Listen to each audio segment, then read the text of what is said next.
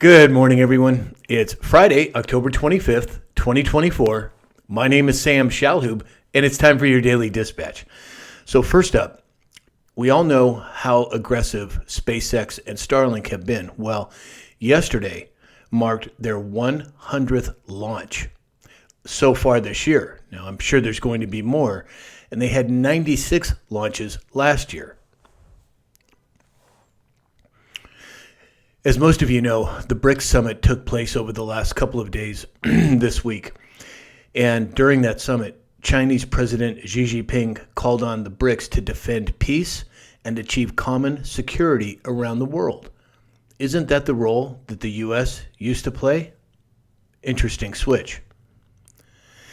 According to Jordan Sather on X yesterday, and this caught my eye, so I thought I'd share it with you. He said all the best Democrats are endorsing Trump, while all the worst Republicans are endorsing Kamala. Very, very true and an astute observation. So we all know that Harris had a town hall a few days ago, and it didn't go very well for her, not surprisingly. Well, CNN, again of all places, the Scott Jennings, who works with CNN, called Kamala a, quote, double threat because she can't think on her feet and can't answer expected questions. He wasn't the only one speaking out against Harris. Here's some of the top reactions. Axelrod said she was a word salad city. Jennings said Kamala is a double threat because she can't answer anything. Jake Tapper said she spent most of the time talking about Trump. Dana Bash said Kamala did not close the deal. Van Jones said the word salad stuff gets on my nerves. And Dave Urbon said Kamala lost a one-person debate. Interesting change in paradigm, isn't it? CNN now going after the Democrats? Well, as I've said many times, there's much more going on behind the scenes that most people are not aware of, but this is just one example of it. According to Zero Hedge, over 80% of Americans are in favor of requiring photo ID and proof of citizenship to vote. No big surprise there.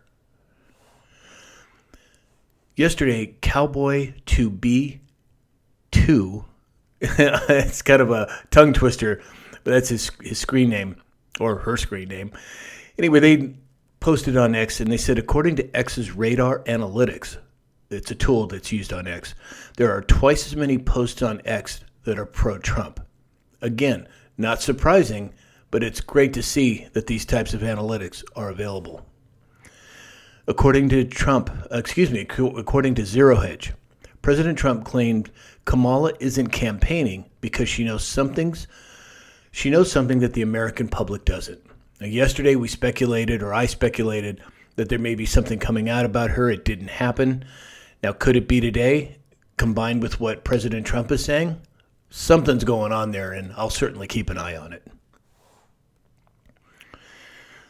President Trump is getting record levels of support among young men, Black and Latino, according to the Gen Forward survey. Again, not surprising. So this next story is interesting. If you'll remember, 2-3 months ago, there was a video that went viral about Amazon's Alexa when it was asked about presidents and whether somebody should vote for President Trump or President Harris. And you'll remember that when it was asked about President Trump, it said it couldn't respond or wasn't able to respond. But when you asked about Harris, it gave this dissertation of why you should vote for her. Well, Amazon was in a Judiciary Committee meeting briefing yesterday, and this subject came up. And they said it was due to a manual override that was in place, and that it was in place for President Trump and for Biden, but it was never put in place when Biden dropped out. And then they added it didn't get recognized until the video went viral. But the reason very few people were asking Alexa why they should vote for Harris. Once again, more proof that it's not going to be close if it's a free and fair election. Kevin Kiley is one of the congressmen here in California, and I stand behind him. I actually met him in person a couple of years ago. He's a stand-up guy, stands for America first, rule of law, very straightforward.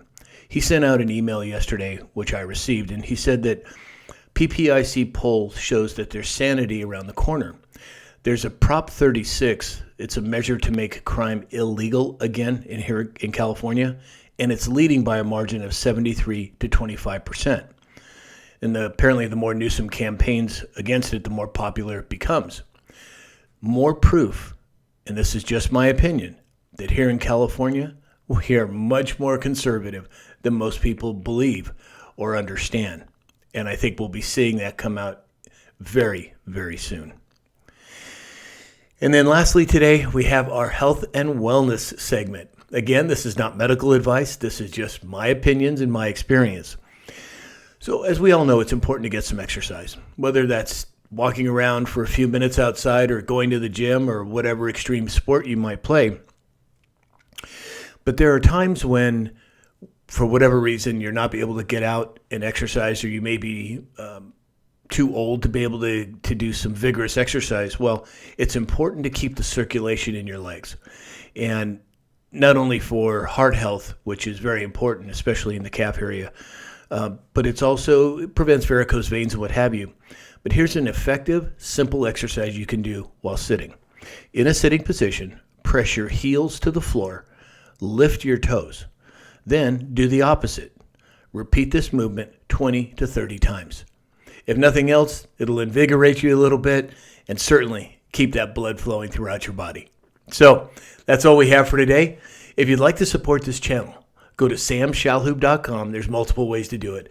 Or go to mypillow.com/Sam. Mike Lindell has given generous offers to our community. And it's a great way to support this channel, to support Mike, and of course, to support America. So in the meantime, I hope that you have a great day, and we'll talk again soon.